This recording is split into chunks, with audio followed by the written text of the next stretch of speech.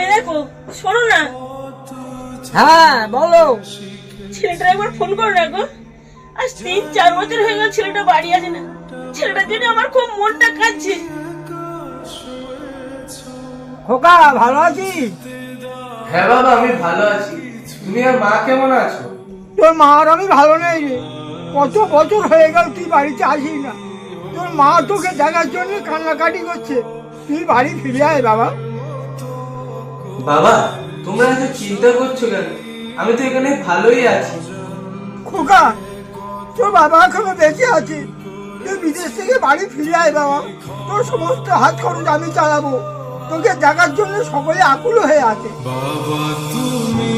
একমাত্র বাবা মাই জানে ছেলেরা বাইরে থাকলে বাবা মার যে কতটা কষ্ট হয়, সেটা একমাত্র নিজের বাবা মা ছাড়া আর কেউ জানে না।